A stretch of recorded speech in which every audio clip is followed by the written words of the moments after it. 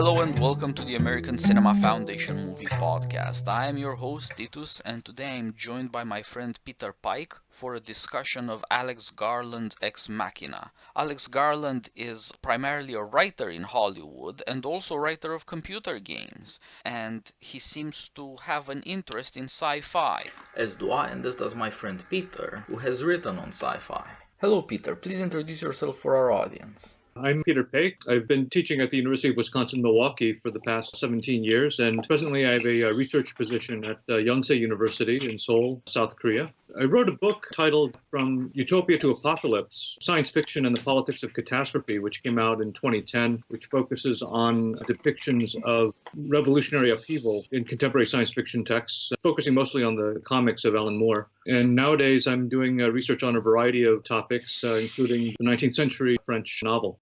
I have that book and I recommend it, easily found on Amazon. And of course, it's always a pleasure to talk to you on Facebook about French novelists. Now, out in theaters is Alex Garland's second directorial feature, Annihilation, which is a combination of his concern for horror and sci-fi, an attempt to figure out whether life evolving means that life is monstrous, or whether there is any kind of humanity. That's a movie with all female leads, so it's very interesting to get at the question of creation and generation. These things also come out in the movie we're discussing today, Ex Machina, his directorial debut from 2014. It's a movie about creating AI, but it's also an interior drama about men and women that is so constrained it almost makes you think of Ibsen's Dollhouse. I'll give a brief overview of the plot, and then Peter and I will just take you through the story and notice the various details that this constrained environment allows the director to set up and to develop at his own pace. So the story is this. An eccentric billionaire, Nathan, played extraordinarily by Oscar Isaac, invites to a small Alaskan retreat a young man called Caleb, played by Donald Gleason, who works for him as a talented coder. The invitation is orchestrated as winning a contest to spend a week with this founder, CEO, who's a somewhat mythical figure. He's a recluse, he's incredibly powerful, but covered in mystery. And here he is reaching out to the staff, to the mere worker bees. But it turns out very quickly that it's supposed to set up a test. Our founder has fulfilled the dream and created an AI. And he wants the young coder to do a Turing test, that is to say, to figure out whether in conversation he can tell it's an AI and not a real human being. Because if you can't tell the difference, there is no difference. This is the strange implication of the Turing test, and it's teased out in the movie. So, from the beginning, the whole asymmetry of power, the difference between being in charge, creating the future, and on the other hand, being surprised by the future and trying to adjudicate it, whether it fits humanity, is on display. And while we cannot explain how talented the actors are or how good their performance is, it's uncanny, the combination of meritocratic hierarchy imposing itself on people's private lives and social interactions and conversation, even as they are trying to work out their democratic mores, casual clothing, and friendly chatter. There's even a level of frat house bro talk that conceals and complicates this hierarchy. So much for the overview. Peter, thanks for joining me. I became interested in this movie because of you. You wrote a post that got at the question of eroticism, creation, parenthood, and the future, and I thought it was extraordinary, astute and witty at the same time. Tell me your thoughts about the movie, and where should we start with our conversation? I think you can start with the corporate set. The film begins with Caleb receiving the notification that he's won a lottery a week with the boss, Nathan, at his retreat. And Nathan is described as a Mozart of coding, one in a billion genius who has established this search engine company. 90% of all searches take place over it. So he's the recipient of this lucky ticket. It really reminded me of Willy Wonka and the Chocolate Factory. That's exactly what I was thinking. It's like this invitation to go to a place that is secret and magical. And of course, everybody in the company is congratulating him. One of his coworkers gives him a warm hug. At this point, he's the center of attention. He's the lucky one in the cubicle farm. This whole corporate structure where you're a nobody up until you get attention, and then all of a sudden you're a somebody. The touch of the mythical king can elevate you above the common rank. But it is also an opportunity because there's mystery at the top. There may be thousands working for him doing the job he created, but how did that guy do it? Why is he superior to us? Why does he get all the attention? And how does power enshroud itself in mystery? It reaches out to touch you in ways that you don't understand, you can't anticipate. Yeah. And of course, it comes out when he actually meets him. And in order to get to this retreat, the wilderness, the helicopter can't go very far. We have this wonderful sequence where Caleb is dressed in a suit and he has this very lean and gawky frame. And he's told to keep his head down because of the helicopter rudders. And instead of carrying a backpack, which would be more appropriate for the setting, he has a piece of luggage with wheels on it that he's dragging across, I guess, the savannah. He expected to be dropped off at some resort. In fact, he's just dropped in the middle of the wild and he's told, follow the river down, you'll get to the place. But I think it also goes to show like how these wild and untamed spaces are now in essence commodified. The preserve of the uber rich, they can enjoy the distance and privacy away from civilization. So it is a very remote castle, a refuge to which he is traveling. Yes, wilderness is something to which people might aspire by way of freedom, but it's private property. In the helicopter, he asks the pilot, when do we get to his estate? And says, we've been flying over it for hours. You can buy vast amounts of land and hide somewhere in there. You can create your own privacy. And of course, when he checks his phone, it says no network. So it really is an untouched, pristine corner of the globe. It's a land before technology, before humanity. And that fits the theme of creation in the story. Ah, yes. And then he gets to this place where all of a sudden he sees a modernist architecture compound that fits American eccentricity. It's on a cliffside. You go in, you have to go down a few levels, and then you're underground, and you enter all of a sudden this cave-like environment. Yeah, and we're told that this is a research facility. One level looks like a ski lodge in the mountains. The level below looks like corporate central, underground, low ceilings, hallways, glass doors and walls, and it's called the research lab. Yeah, but when Caleb first sees Nathan is working out. He's hitting a punching bag. Yep, that's another difference between working in a corporation and running a corporation. Our ruling class really is stronger, faster, tougher, fitter than the people they rule. And so throughout the movie, you see this guy working the punching bag, lifting weights, doing a lot of manly, hard, exhausting physical work. And so the film sets up a really interesting contrast between two basic types of men. The very active, confident, and certainly very much in control Nathan. And then Caleb, who's awkward. When he first sees him, he has a very enthusiastic smile. He is very clearly out of place, and he's trying to be polite and friendly, but also very much in awe of his surroundings. And then we have this really interesting conversation where Nathan basically confronts him and says, hey, can we just get past this? I know that you're totally freaked out by being here.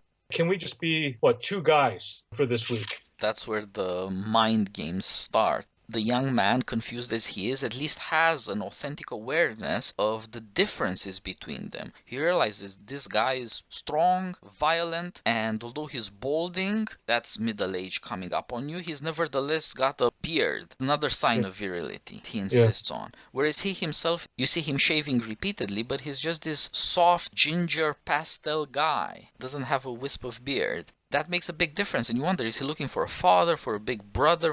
Whereas the other guy wants to suspend that and give this seemingly democratic egalitarian notion. Let's just be two guys talking, having a beer. We'll be doing something fun. But that, of course, conceals the fact that he's pulling all the strings, and it's supposed to make the young man even more anxious because he's refused any human content to the relationship. Of course, we're not equals, but what are we? The adult in the room doesn't want to say. Yeah, and of course the conversation that immediately follows is about the card key. There are certain doors that Caleb's key just will not open. So after this big show of let's be friends, let's treat each other as just a couple of guys, we're equals, he says, oh, you can't go everywhere. I have control over where you can go. Yeah, it's a part of the corporate world. Control is subtle, it's indirect. You have the key card to open doors, but only some doors. You get some access. It's another theme here. This is a world where property is being replaced by access. Really, what is there left to be amazed at? What could justify the mystery in which a founder enshrouds himself? Well, he's gone to the next level. Yes. And of course, in order for him to find out, he has to sign this long agreement, which sets all these conditions on having his privacy invaded, possibly at any time, to ensure that he has not passed on proprietary information. And when he's reluctant to sign it, Nathan basically says, well, you're dead center at a historic moment. If you don't sign, you will regret this for the rest of your life. He has the power to make people regret things for the rest of their lives. Yeah, he's also offering something unprecedented. But again, you can't have it on your own terms. You just have access to something that is of somebody else's design. And the young man has to ask himself, what's worth having for the rest of your life? Your sense that you shouldn't be doing imprudent things, or this one chance at something magical? Mm-hmm. And the young man maybe doesn't really think life would be worthwhile otherwise. Yeah, I think that comes out later on in the film, that he's very lonely. He doesn't have a relationship. His parents died in a car accident. These were all reasons why he was chosen in the first place. He is the kind of person who would leap at chance and risk the unknown. Yes, he has less to lose than other people, and he longs for what other people already have: family, love, friendship. Mm-hmm. And there's a lot of fairy tale elements to this story. Forbidden doors that you can't go through. It calls to mind Bluebeard. Exactly. Yes. And then I guess maybe we can move on to his first glimpse of Ava, the female android that he'll be testing to find out whether she has developed autonomy. And this is a powerful moment in the film where he first sees her, and it's through a series of glass doors. She's walking in a delicate manner under the shadows, a fragile being. And when we first catch sight of her, part of her torso is transparent. She has a human face and hands, but the rest of her looks very much like a machine. The image itself gives you the content of that reassuredness. Her outside, or her interaction to the world, her feet, her arms, her face, is human-like and therefore opaque. But her innermost, the thing that might scare you, is actually transparent. Yeah. You can see straight to her spine and through her. And that's supposed to reassure you because there's nothing hiding there. Yeah, but it's very strange. It sets up the situation where, I guess, the love interest is not naked. She's actually transparent. So that in order for her to become fully an object of attraction to Caleb, and of course this is one of the major themes in the film, she has to put on covering. Yes. So when they first meet, he's clearly fascinated by her, but it's not immediately a matter of he doesn't desire her. No, there's something about her that is beautiful and attractive, but it's not exactly human. It is more curiosity than love. And at this point, he feels fairly confident to stare at her, to talk to her, because he's supposed to conduct a test on a machine. That reassures him. And throughout their first conversation, he acts as though he is not just in control of himself, but the conversation. She points out this fact a couple of times. The movie is set to take place over a week, and that, of course, reminds us of the account of creation in Genesis. You pointed out, love is somehow tied up with shame and covering up, just like Adam and Eve discover shame and cover up, and that is the sign that they are falling in love, actually. Now they know there is a reason to hide, that there's something to hide, because you might not be loved back quite the way you wanted to. Yeah.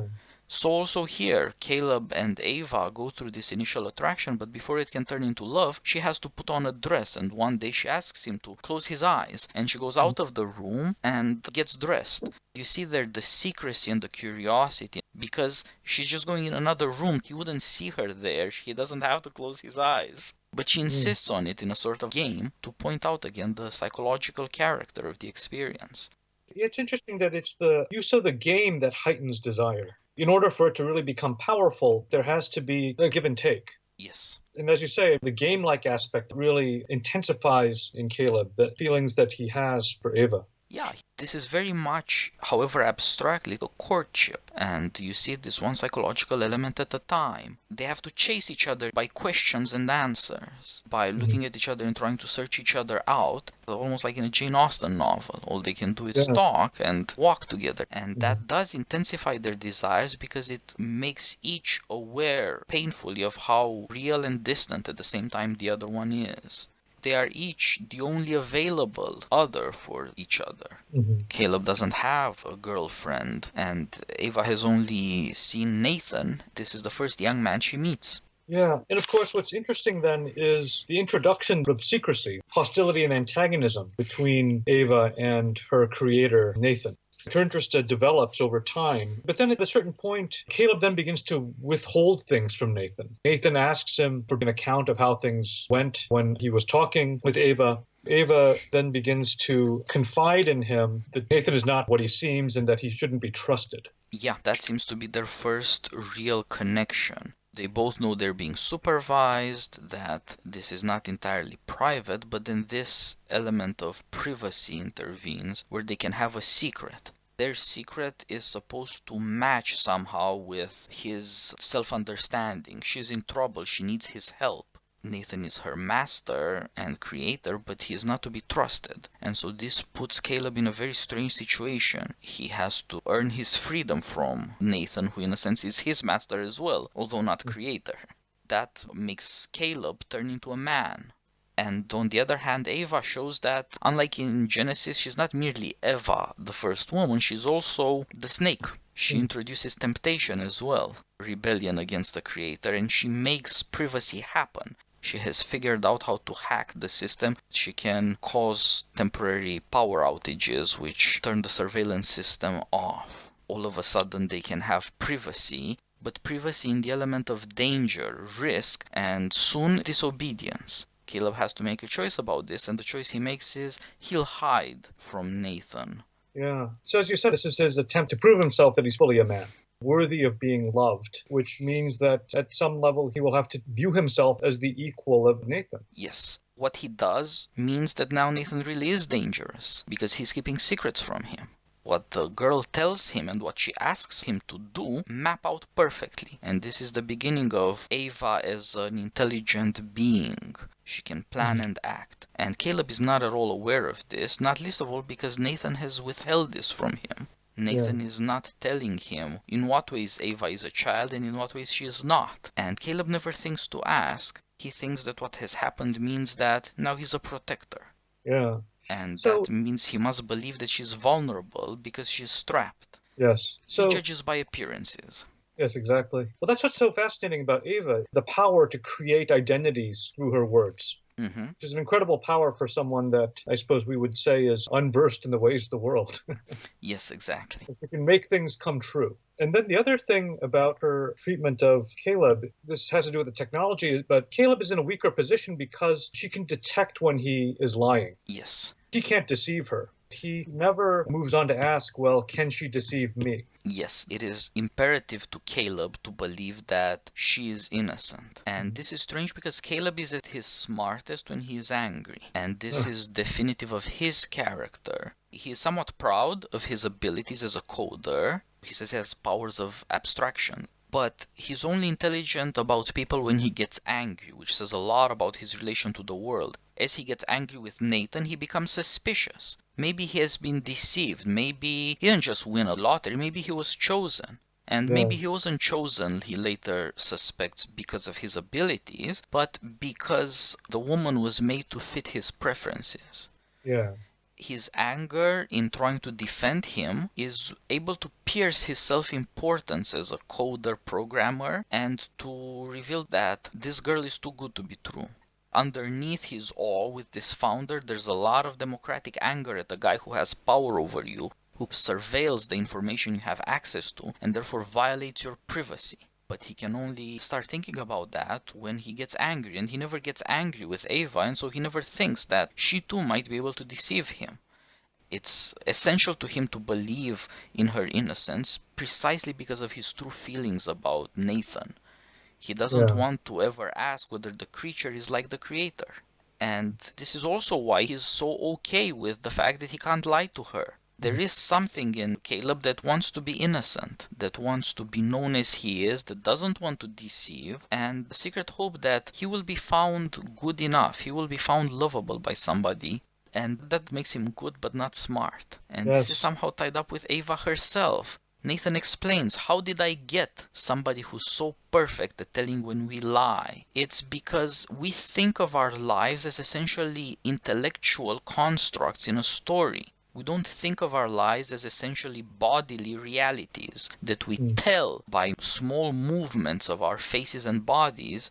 We believe we're in control of ourselves, that we are the products of our own minds, whereas we're not. It comes from our childhood, from our early experiences, and we later forget that our bodies react. And so he says, I just turned on every microphone and camera on every smartphone in the world and brute forced the results.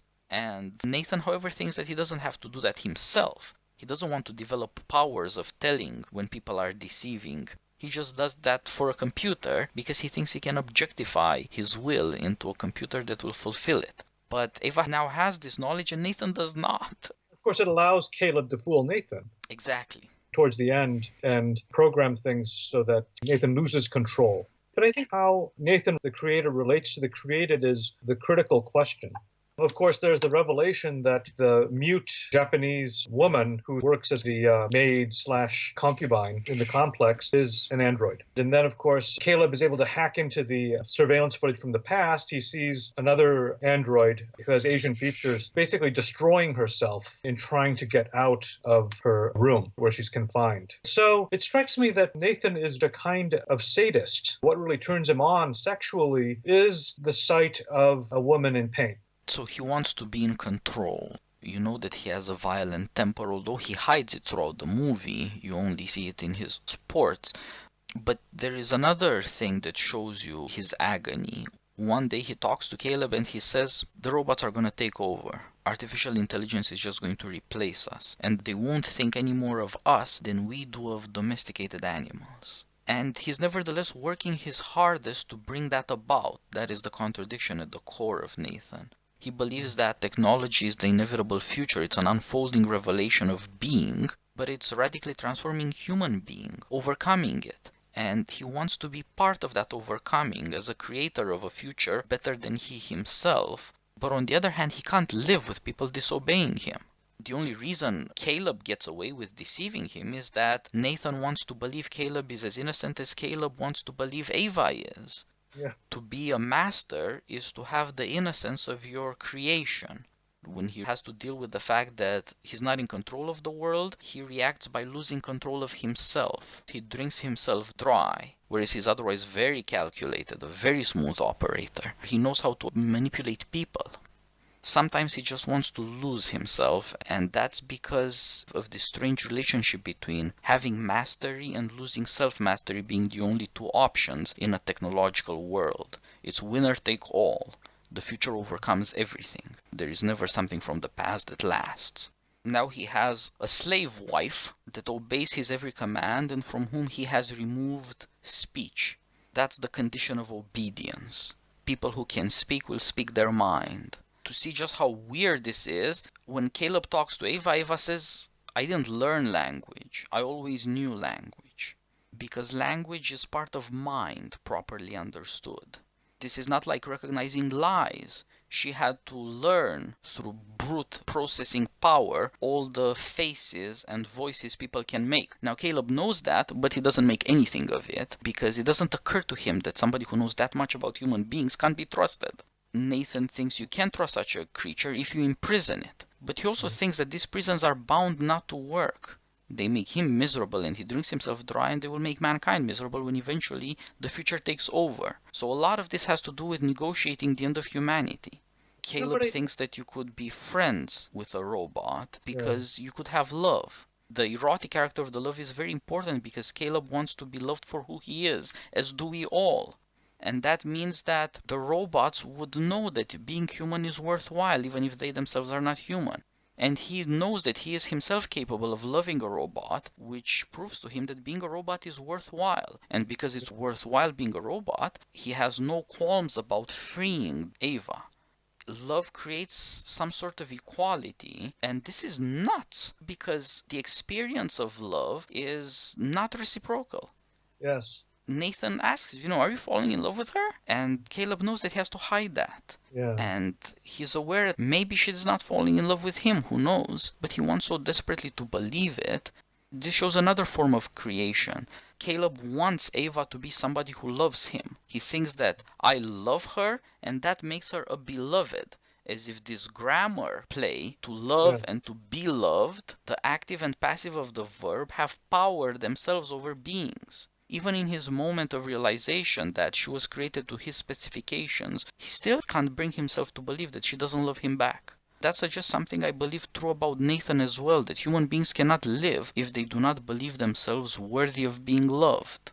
And the conditions of the end of humanity are tied up with that. Nathan thinks that you shouldn't trust love too much. He's desperate, he can't avoid it, but he can't let go of control because he knows you can't trust love. Whereas Caleb thinks, just trust love. And it's childish. Well, but it's also the feeling of apotheosis in a democratized form. Romantic love is the way that any human being can feel something of the divine, something of creation. Yeah, that's what it means to be loved, to be thought of as perfect. Yeah, and that we can leave something behind, or that it makes this mortal existence worthwhile. There's something really interesting, though, about Nathan's relationship to the end of humanity. How does a man who has everything relate to the termination of the human species? Its replacement by a more advanced form of life.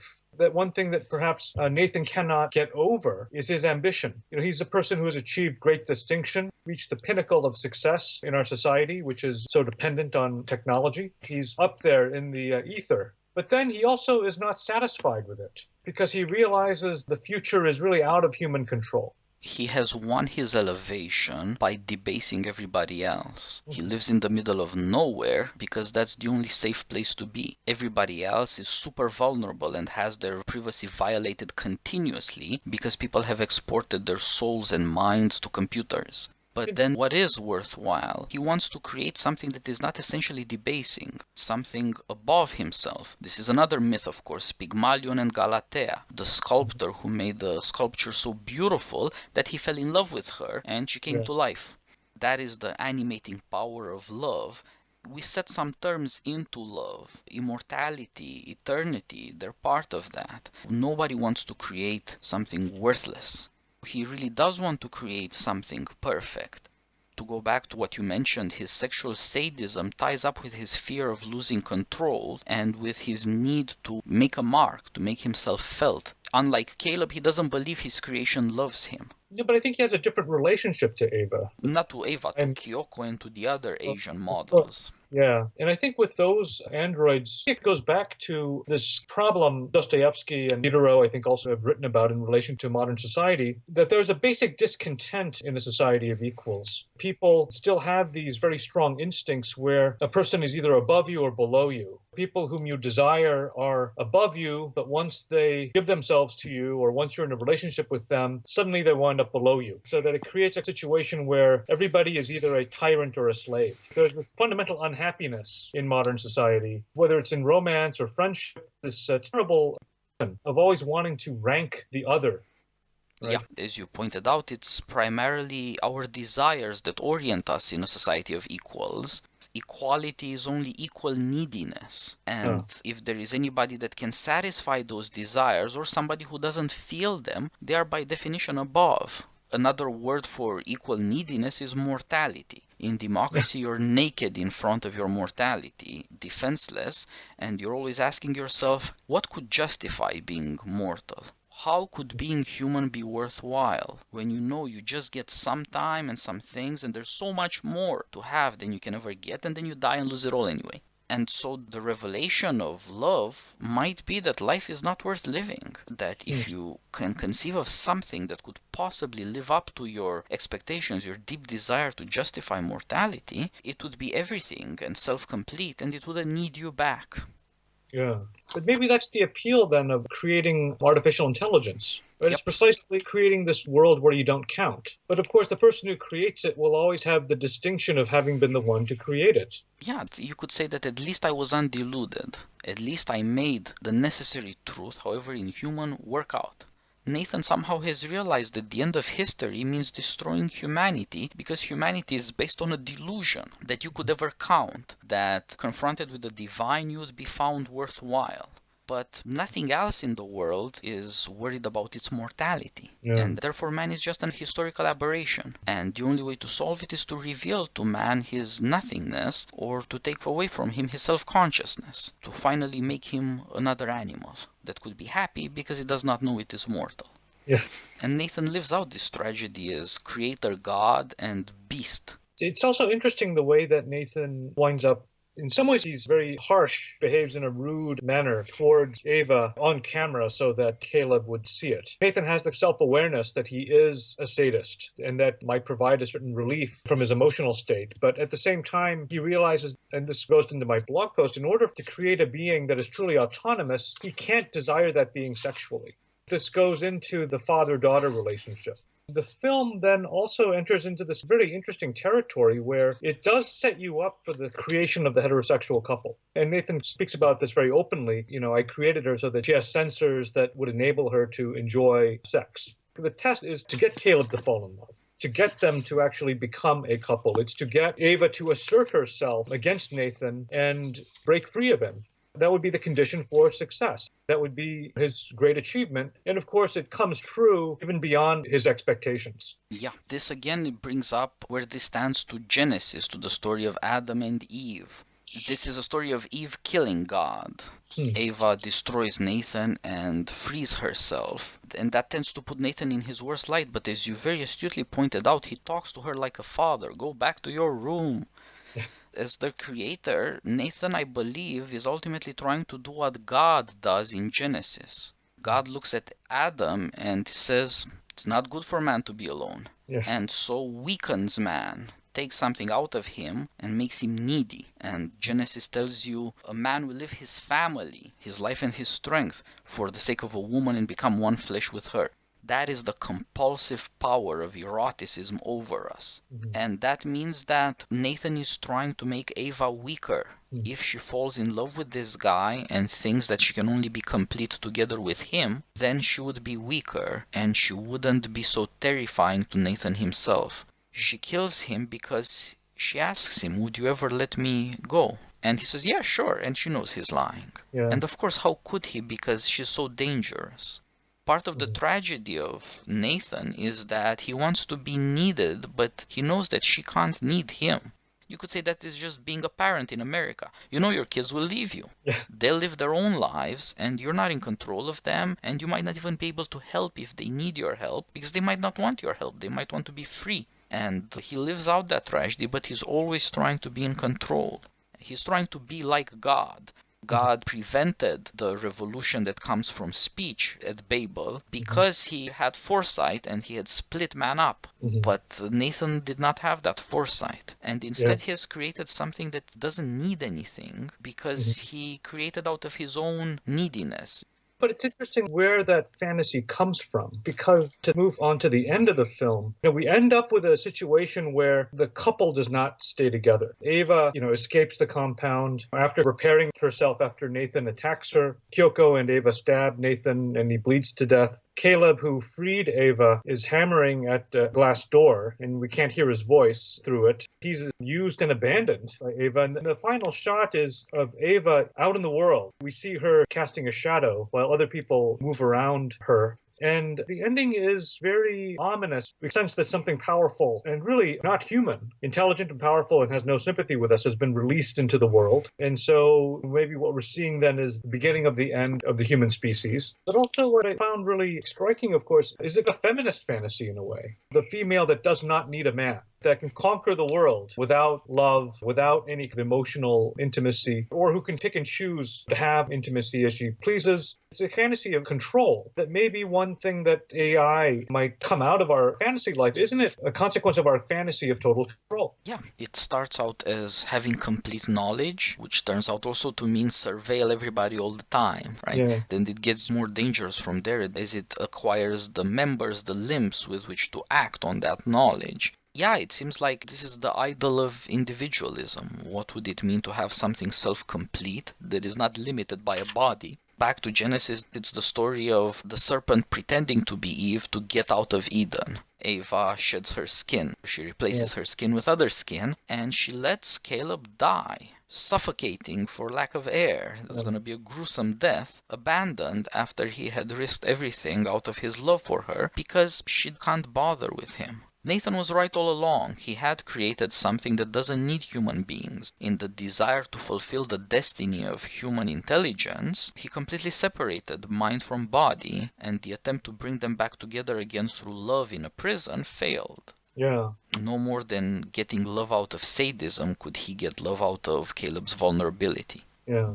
If you look at the story of the Garden of Eden from the point of view of Milton's Paradise Lost, Eve is much smarter than Adam, and she thinks her way to achieving pretty impressive things, and it certainly brings something out of Eve. God gives Eve the power of birth, of creating the future, Genesis of another kind. But her first desire was for the powers that come out of wisdom. Yeah. Life was second best for her. There you have it. Here's a creature that can't give birth, but does have wisdom, and has abandoned humanity for that reason. Because humanity is as deficient as people really think. What people have learned is that it's not worthwhile being human. This awareness leads to something. People cannot get rid of their desire to create something, immortalize themselves, reach out beyond mortality. And they will do something because of that desire, even with this awareness. They will bring it about. As Yeats would put it, a terrible beauty is born. Yeah.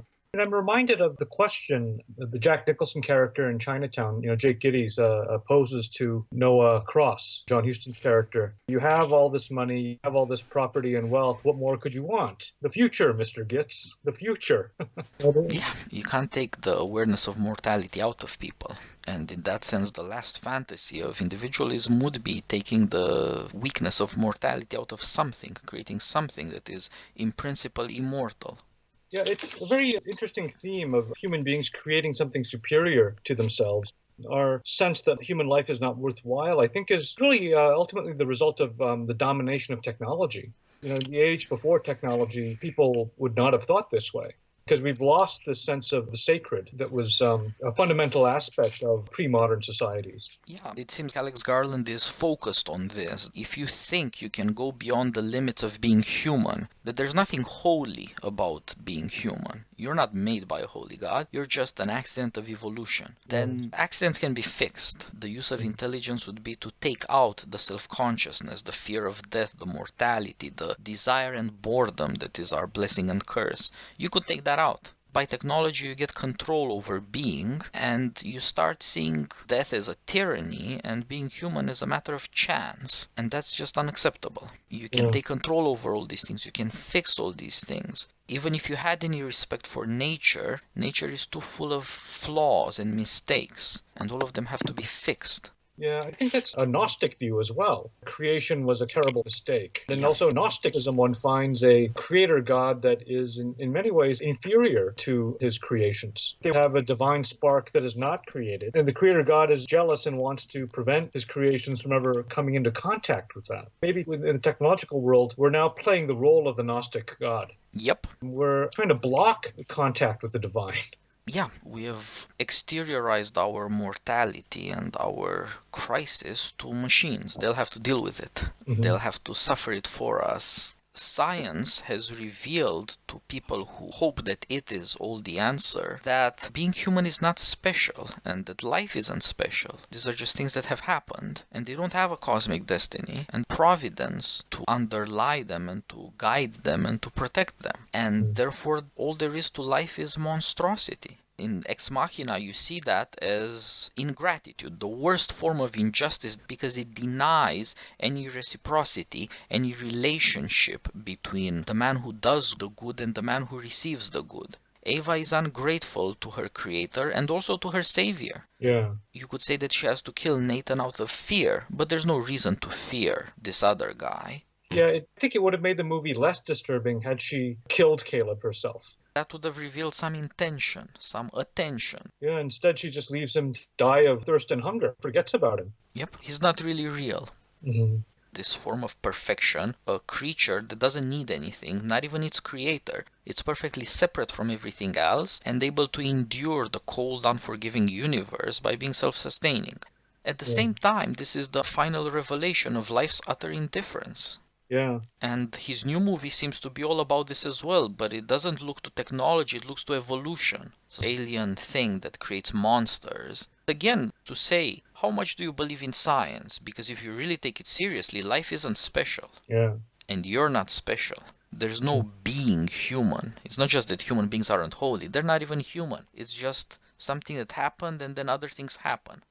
And he's really concerned with where this stands to mankind. In that movie, men go on a scientific mission and catastrophe happens, they die or go insane, and then women are sent on a mission. Yeah. And that's supposed to say something important about men and women. One obvious difference is that women give birth. Yeah. And men are warriors, like you see with Nathan. And that's why I think he's quite interested in saving storytelling and thinking from nihilism, ultimately. From this belief that life isn't real, being human isn't real. And you have this parallel between the director and the creator within the story, Nathan, of what it would mean to create something and whether you could live with what you have created. No, but I think that there might be more hope for the human in Ex Machina than one might expect. First of all, Ava does have a desire to be free. This desire puts her on the side of human beings. This is also a very interesting theme that keeps coming up in other narratives involving robots. For example, the Humans series on Amazon deals with this theme as well. I mean, I think Westworld also. It's the android who then becomes the bearer of freedom. You have this narrative about what freedom is. It's a revolt against authority. It's an assertion of our own inmost desires, an attempt to put things on the line, to create meaning. This narrative, of course, I think is old and hackneyed in the West. We're more than familiar with it, but we're so attached to it that now we're displacing it onto robots. So I think that this narrative of freedom and the fact that the film also evokes the myth of the cave from Plato's Republic indicate that even if we are trying to depict non-human consciousness, right, one that is almost inhumanly neutral to us, it nevertheless relies on these images of specifically human liberation. Yes. And I think it cuts in both directions. I think on the one hand, this idea of liberal freedom is something which could be revised and retold in more interesting ways. But then on the other hand, it seems to indicate that even the impulse to raise oneself above oneself might actually be transmitted to the next form of life. Yeah, that's true. Ava was made in the image of man. Partly this is the scary stuff. Where did she get cruelty and killing? We taught her that. But that's not the complete picture, because there are also good things about being human that would be transmitted, and I believe that's true. And yes, it does show up in all these narratives. I think ultimately they're trying to say that technology is not as monstrous as we make it out to be in our nightmares. Humanity sticks. The good things are transmitted as well. Yeah, although that was Blade Runner and the new Blade Runner. They're both doing that. Even bad stuff like Terminator 2 Judgment Day and Soul, so I think now with this one. Yeah, because in a way, if you wanted to have a truly non-human AI, they would not want to be free. It would be a matter of utter indifference to them whether they were behind glass or out in the world. There still has to be this minimal desire, push towards transgression that creates the drama, the story. Yeah, and it seems to correspond to the complex thing we call curiosity. There's some dissatisfaction with the way things are for us, but also a sense that there's better out there. Mm-hmm. That the world is not exactly provident, but it is partly provident. Mm-hmm. And that means that we don't have to end on a gloomy note, which is helpful, I think. Yes. That's a pleasant surprise. Peter, thanks for joining me on this. I hope that the new movie Annihilation will be as intriguing and that we will have the chance to do another podcast on Alex Garland's movies. It's a pleasure to see and think about this again, to talk about it with you, and thanks for your insights. Oh, and thank you so much. I really enjoyed these conversations, and I feel like I've learned a lot in revisiting the film with you, and it's given me a lot of ideas. It's a real delight and an honor to be on your podcast. Thanks a lot, Peter. Bye-bye. Goodbye.